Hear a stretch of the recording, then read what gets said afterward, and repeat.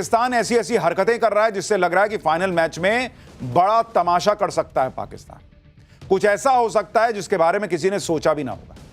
India Pakistan के 2 match Asia cup में हो चुके हैं। पहले मैच में जो विवाद हुआ उसकी गूंज अभी तक चल रही है। एक दूसरे के खिलाफ टीम्स कंप्लेन कर रही हैं। हैंडशेक वाला विवाद हुआ, इसमें पाकिस्तान की तगड़ी बेइज्जती हुई, लेकिन बेइज्जती पाकिस्तान पैसे के लिए सह भी गया।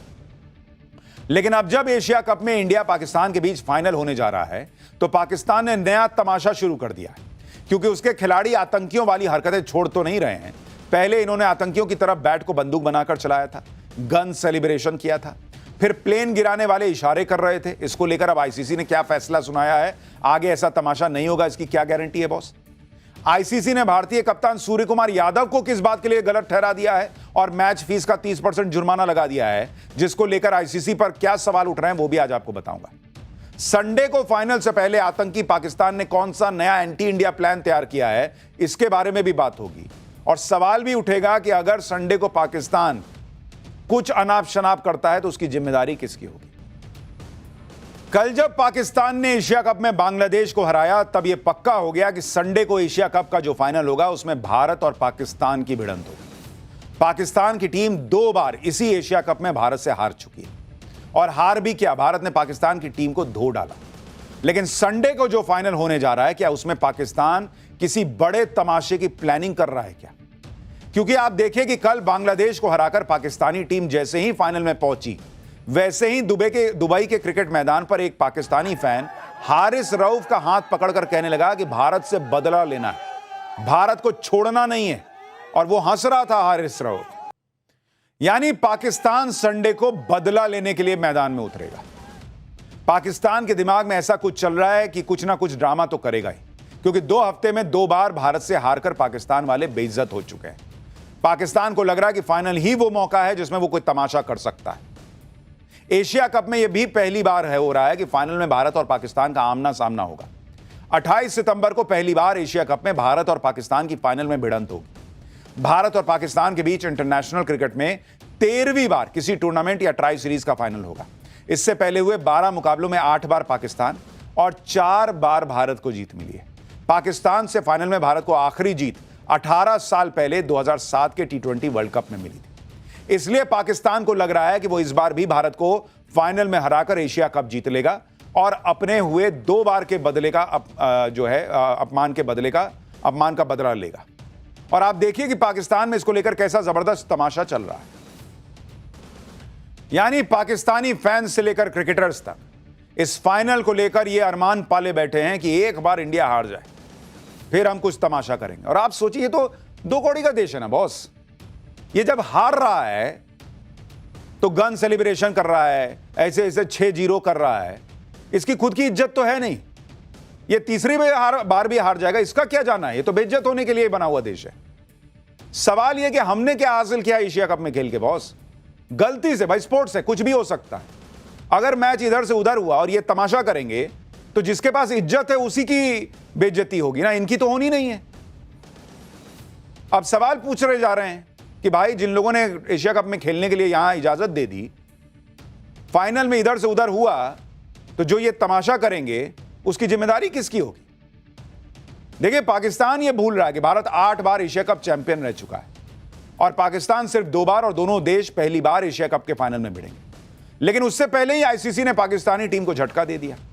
21 सितंबर को हुए मैच में साहिबजादा फरहान और हारिस रऊफ ने मैदान पर अपनी आतंकी सोच दिखाई थी। साहिबजादा ने बैट को बंदूक बनाकर फायरिंग का इशारा किया था। हारिस रऊफ ने हाथ से प्लेन गिराने का इशारा किया था। इस उकसावे वाले सेलिब्रेशन पर बीसीसीआई ने आईसीसी और मैच रेफरी एंडी पाइक्रॉफ्ट से शिकायत की। मैदान पर किए व्यवहार के लिए आईसीसी आचार संहिता के तहत लेवल 1 के अपराध का इन्हें दोषी पाया गया। आईसीसी ने दोनों खिलाड़ियों को खेल को बदनाम करने के लिए कड़ी फटकार लगाई। हारिस रऊफ की 30% मैच फीस काट दी गई, लेकिन साहिबजादा को सिर्फ वार्निंग देकर छोड़ दिया गया। आईसीसी ने भारतीय कप्तान सूर्य कुमार यादव के खिलाफ भी चौंकाने वाला फैसला सुनाया। सूर्य कुमार यादव ने एशिया कप में पाकिस्तान के खिलाफ ग्रुप स्टेज के मैच के बाद पहलगाम के आतंकी हमले में मारे गए लोगों को श्रद्धांजलि दी थी। इससे बौखलाए पाकिस्तान ने आईसीसी से भारतीय कप्तान की शिकायत की। अब आईसीसी का तमाशा देखिए बॉस। जीत को पहलगाम के पीड़ितों को समर्पित करने पर आईसीसी ने सूर्य कुमार यादव पर मैच फीस का 30% जुर्माना लगा दिया। प्लेन गिराने का इशारा करने वाले हारिस रऊफ पर भी मैच फीस का 30% जुर्माना लगाया गया, जबकि बैट को बंदूक बनाकर दिखाने वाले साहिबजादा फरहान को कोई सजा ही नहीं मिली। सूर्य कुमार यादव जीत को डेडिकेट कर रहे हैं पीड़ितों को, तो आईसीसी कह रहा है कि तुम गलत किए हो, तुम पे 30% का फाइन लगेगा। और जो वो तमाशा कर रहा है आतंकी जैसा, उस पर भी 30% का फाइन। मतलब सूर्य कुमार यादव और ये दोनों बराबर हो गए आईसीसी की नजर में। ये क्या हिसाब हुआ बॉस? अब आईसीसी के फैसले पर सवाल उठ रहे हैं, क्योंकि मैदान पर बैट को बंदूक बनाकर गोली चलाने का इशारा करने वाला साहिबजादा मैच के बाद बड़ी ऐंठ में कह रहा था कि उसने जो करना था कर दिया, जिसे जो सोचना है सोचे। फिर भी आईसीसी वार्निंग देकर छोड़ दे रहा है। सजा से बचने के लिए साहिबजादा ने क्या किया, आपको यह भी बताता हूं। आईसीसी के सामने सुनवाई में साहिबजादा फरहान ने कहा कि उसने जो भी किया वो राजनीति से प्रेरित नहीं था, पहलगाम अटैक से उसका कोई संबंध नहीं था। साहिबजादा ने कहा कि मैं खैबर पख्तूनख्वा का रहने वाला हूं, वहां पर इस तरह का सेलिब्रेशन होता है, इसलिए मैंने ऐसा किया। उसने कहा कि यह उसका निजी जश्न था जो पठान संस्कृति का हिस्सा है। अपना बचाव करने के लिए साहिबजादा ने दलील दी कि एमएस धोनी और विराट कोहली ने भी जश्न के दौरान इसी तरह के गन जेस्चर का इस्तेमाल किया था। झूठ बोलकर और बहाने बनाकर साहिबजादा बच गया और अब एशिया कप फाइनल में आतंकी पाकिस्तान का एंटी इंडिया प्लान भी एक्टिव हो चुका है, जिसका खुलासा कैमरे के सामने बैठकर पाकिस्तानी एक्सपर्ट तक कर रहे हैं। ऐसी धमकियां दे रहे हैं जैसे पाकिस्तान में बैठे आतंकवादी भारत को देते हैं। पाठशाला में अब अगली क्लास। 1965, 1971 के युद्ध, करगिल से लेकर बालाकोट तक हर बार पाकिस्तान की धज्जियां उड़ा देने वाले मिग-21 का रिटायरमेंट क्यों हुआ है? मिग-21 फाइटर जेट्स की विदाई पर उसके गौरवशाली इतिहास का वो चैप्टर जो आपको जरूर देखना चाहिए। आज का दिन भारतीय वायुसेना के लिए ऐतिहासिक दिन बन गया है। करीब 62 साल तक दुश्मनों के लिए खौफ का दूसरा नाम बन चुका मिग-21 फाइटर जेट आज रिटायर हो गया। यह भारतीय वायुसेना को वो घातक फाइटर जेट है जिसने दशकों तक देश की सुरक्षा का भार अपने विंग्स पर उठाए रखा। यह मिग-21 फाइटर जेट है जिसने 1965 के युद्ध में पाकिस्तान के आसमान में उड़ान भरी और पाकिस्तान को भारी नुकसान पहुंचाया, जिसने 1971 के युद्ध में पाकिस्तान की हार की स्क्रिप्ट लिखी। वो 14 दिसंबर 1971 को ढाका में गवर्नर के घर पर मिग-21 का ही सटीक हमला था, जिससे डरकर 16 दिसंबर को पाकिस्तान ने सरेंडर कर दिया था। 1999 की करगिल जंग में दुर्गम पहाड़ियों पर बैठे दुश्मन के ठिकानों को तबाह मिग-21 ने ही किया और पाकिस्तान को घुटने पर ला दिया था। 2019 में बालाकोट एयर स्ट्राइक में पाकिस्तान के चीथड़े उड़ा दिए गए थे और अपने सटीक निशाने से पाकिस्तान को अमेरिका से मिले F-16 फाइटर जेट को इसी मिग-21 ने मार गिराया था। आज भारत के इस गगनवीर को आखिरी विदाई दी गई। जिस चंडीगढ़ एयरबेस में मिग-21 की पहली स्क्वाड्रन बनी, उसी चंडीगढ़ एयरबेस में मिग-21 को फेयरवेल दिया गया। आज पाठशाला में भारतीय वायुसेना के योद्धा मिग-21 की विदाई की एक तस्वीर आपको दिखाऊंगा और मिग-21 का गौरवशाली इतिहास भी बताऊंगा। साथ ही उस स्वदेशी योद्धा की बात होगी जो मिग-21 की कमी महसूस नहीं होने देगा। पाकिस्तान के खिलाफ 1965 की जंग के बाद भारत की हर जंग में खुद को गेम चेंजर साबित करने वाले मिग-21 को आज भारतीय वायुसेना के जाबाज योद्धा की तरफ विदाई दी गई। रक्षा मंत्री राजनाथ सिंह और तीनों सेनाओं के प्रमुख इस ऐतिहासिक पल का गवाह बने।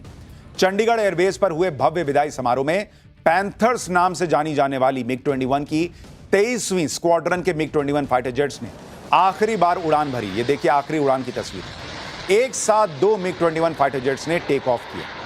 आखिरी उड़ान के बाद जब मिग-21 ने लैंडिंग की तो भारतीय वायुसेना में 6 दशकों के योगदान को सम्मानित करने के लिए उन्हें वाटर कैनन सैल्यूट दिया गया। देखिए दोनों तरफ से पानी जा रहा है, जैसे नहीं वो सैल्यूट देते हैं उस तरह से। पानी की बौछार के साथ ही करीब 62 सालों तक अपनी गर्जना से दुश्मन के छक्के छुड़ाने वाला मिग-21 हमेशा के लिए शांत हो गया। पिछले कुछ सालों में कुछ लोगों ने मिग-21 पर सवाल उठाने की कोशिश की। मिग-21 के क्रैश का हवाला देते हुए इसे फ्लाइंग कॉफिन तक कहा गया, लेकिन आज air chief marshal AP Singh ने खुद मिग-21 से सोलो उड़ान भरकर मिग-21 पर सवाल उठाने वालों की बोलती बंद कर दी। मिग-21 भारत की वायुसेना को मिलने वाला पहला सुपरसोनिक यानी आवाज की रफ्तार से भी तेज उड़ने वाला फाइटर जेट था। पहला मिग-21 अप्रैल 1963 को चंडीगढ़ में उतरा और चंडीगढ़ में ही मिग-21 का पहला स्क्वाड्रन बना। इसलिए चंडीगढ़ में भी भारत के इसी योद्धा को विदाई दी गई।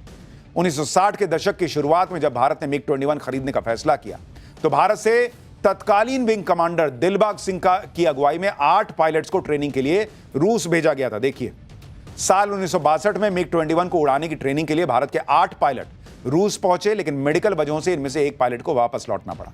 इस तरह भारत के 7 पायलट्स को रूस में पहली बार MiG-21 उड़ाने का मौका मिला। इनमें विंग कमांडर दिलबाग सिंह के अलावा squadron leader MSD woollen, squadron leader SK Mehra, flight lieutenant AK Mukherjee, HS Gill, AK Sen और BD जयाल शामिल थे।